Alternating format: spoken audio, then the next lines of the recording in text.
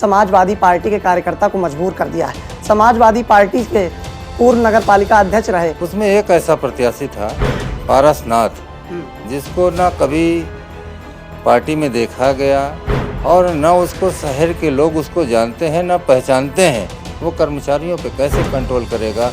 उसमें पीसीएस भी होते हैं, उसमें अकाउंटेंट भी होते हैं, इंजीनियर भी होते हैं। कौन नेता है कौन नहीं है, जिसकी फ़ोटो उसके साथ सबसे ज़्यादा लगी है वही एक नेता है, जिसको सदर विधानसभा से कोई बहुत ज़्यादा मतलब भी नहीं है ना। क्योंकि सदर विधानसभा से अगर मतलब होता और कहाँ के पश्चिम उधर के विधायकों को ले जा करके राष्ट्रीय अध्यक्ष जी के ऊपर दबाव बनाया गया और राष्ट्रीय अध्यक्ष जी दबाव में आकर के उस नेता के दबाव में आकर के तो टिकट की होड़ अब वर्चस्व की जंग में तब्दील हो। वर्चस्व की जंग नहीं, जिसके साथ रहेंगे ईमानदारी से रहेंगे। ईमानदारी से जब रहेंगे तो जब तक सामने वाले की जमानत नहीं जब्त कराएंगे। नमस्कार दर्शक इंडिया में आपका स्वागत है। आपके साथ मैं हूं संजय तिवारी। उत्तर प्रदेश में निकाय चुनाव के ऐलान के बाद से ही जनसेवकों के अंदर टिकट पाने की होड़ देखने को मिल रही थी, लेकिन टिकट की यह होड़ वर्चस्व की जंग में तब्दील हो जाएगी इस बात का अंदाजा तक किसी को नहीं था। रायबरेली में एक ऐसा ही नजारा देखने को मिल रहा है जहां टिकट की यह जंग अब वर्चस्व की जंग में तब्दील हो गई है। जहां समाजवादी पार्टी के अंदर की तकरार सभी के मन में जग जाहिर थी और एक बार फिर से इस तकरार ने कहीं न कहीं बड़ा फैसला लेने के लिए समाजवादी पार्टी के कार्यकर्ता को मजबूर कर दिया है। समाजवादी पार्टी के पूर्व नगर पालिका अध्यक्ष रहे मोहम्मद इलियास ने समाजवादी पार्टी से इस्तीफा दे दिया है। हमारे साथ बातचीत करने के लिए मोहम्मद इलियास मौजूद हैं। बातचीत करेंगे और ये जानने की कोशिश करेंगे कि आखिर क्या कारण रहा जो एक लंबे अरसे के बाद समाजवादी पार्टी से उन्होंने इस्तीफा दे दिया। क्या नाम है? मोहम्मद इलियास। अच्छा, सबसे पहले स्वागत है आपका। जिस तरह से एक लंबे सफर के बाद आज इस्तीफा दिया गया, क्या कारण है? देखिए, जो मौजूदा नगर पालिका स्थानीय निकाय का जो चुनाव है, इसमें रायबरेली शहर में जो नगर पालिका अध्यक्ष का जो टिकट वितरण था, तमाम कार्यकर्ताओं ने आवेदन किया था। उसमें राम सेवक वर्मा थे, हमारे वरिष्ठ उपाध्यक्ष थे, और ओम प्रकाश सोनकर थे जो 2 बार के सभासद थे, और कई और कार्यकर्ताओं ने वो किया था। उसमें एक ऐसा प्रत्याशी था पारसनाथ, जिसको ना कभी पार्टी में देखा गया और न उसको शहर के लोग उसको जानते हैं न पहचानते हैं कि ऐसा कोई बहुत बड़ा कद रहा हो, उसका कोई ऐसी बहुत बड़ी वो रही हो कि जिसके ब्याह पर उसको टिकट दे दिया गया। लेकिन जो हमने पता किया, बाद में पता चला कि वो किसी बड़े नेता का वो जेब का आदमी है। और आप ये समझ लीजिए कि यहाँ 2.5 लाख की लगभग आबादी है, 1,98,000 वोट हैं, और उस नगर पालिका में और लगभग 1,000 कर्मचारी है।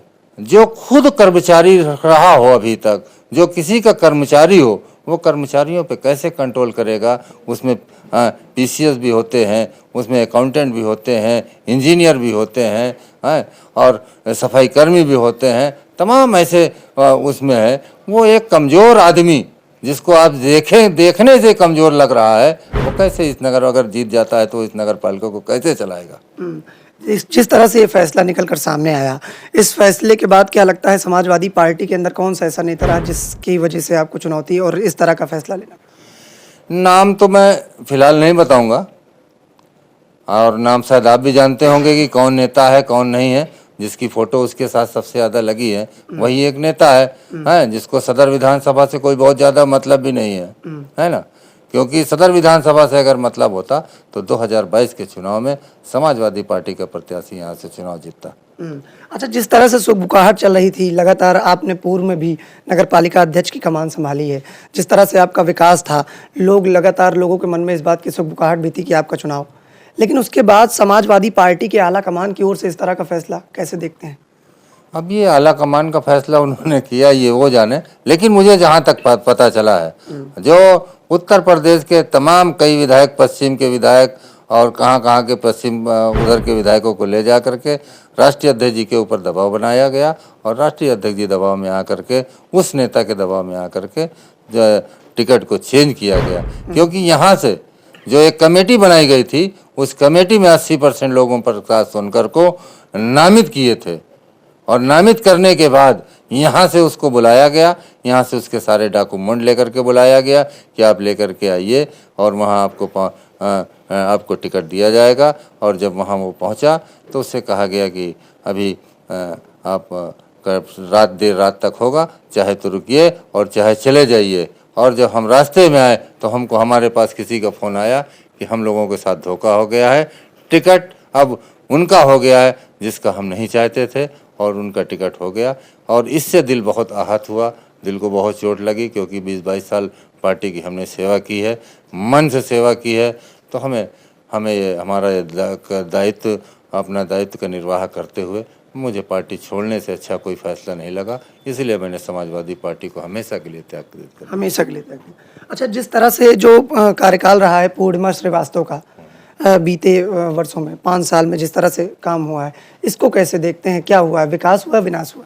जब स्वयं आदमी फैसला लेने वाला नहीं बैठेगा, तब इस नगर पालिका का यही हाल होगा। इससे पूर्व में पूर्णिमा श्रीवास्तव स्वयं फैसला नहीं लेती थी, और वही हाल फिर समाजवादी पार्टी के कैंडिडेट का है कि वो अपने घर के फैसले हो सकता न ले पाता हो, तो नगर पालिका के फैसले क्या ले पाएगा।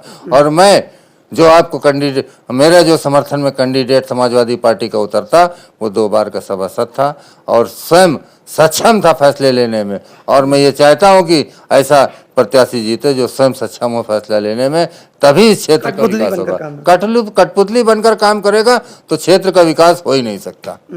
अच्छा, जैसे बड़े बड़े विकास के दावे करती है भारतीय जनता पार्टी की बात करें, गड्ढा मुक्त सड़कों के दावे किए जाते हैं, लेकिन जिस तरह से जो संरक्षण प्राप्त था और जिस तरह से पूर्णिमा श्रीवास्तव का कार्यकाल रहा, सत्ता और सरकार उसके बावजूद भी काम नहीं। सत्ता और सरकार से मतलब ये कि संगठन सरकार का आदमी अगर बैठ जाए आपके नगर पालिका अध्यक्ष पे, जब तक उसके अंदर का आत्मविश्वास नहीं होगा कि हम अपने क्षेत्र में काम करेंगे, अपने क्षेत्र के लोगों को अच्छी से अच्छी व्यवस्थाएं देंगे, चाहे सफाई की हो, चाहे जल भराव की व्यवस्था का सही करेंगे, चाहे आपकी सड़कों की व्यवस्था होगी, जब तक अंदर से उसका मन ये नहीं होगा कि हम अपने जिन लोगों ने हमें सम्मान दे करके यहाँ बैठाला है, उनका सम्मान हम अगर किसी तरह से कर सकते हैं तो शहर में अच्छी सही सफाई व्यवस्था दे दें, अच्छी सड़कों का निर्माण करा दें, और जो भी सरकार की योजना है उनको ला करके यहाँ रायबरेली नगर पालिका में क्षेत्र में उन कार्यों को पूरा करा दें, जिससे लोगों को राहत मिले, चलने में मिले, फिरने में मिले, बारिश में जल भराव की समस्या खत्म हो जाए। और सफाई व्यवस्था सबसे बड़ी चीज़ ये है कि हमारे नगर पालिका की सफाई व्यवस्था कैसे अच्छी हो जाए, इस पर जब तक अध्यक्ष सोचेगा नहीं, अध्यक्ष जब कठपुतली होगा, हर काम पूछ करके करेगा, पूछने वाला कब उसका फ़ोन उठाए ना उठाए, कितनी देर में उठाए, तब तक तो तमाम काम हमारे आगे पीछे हो जाएंगे। अच्छा, जिस तरह से बड़ा फैसला आपके द्वारा किया गया है, इस्तीफा दिया गया, उसके बाद क्या होगा अगला कदम?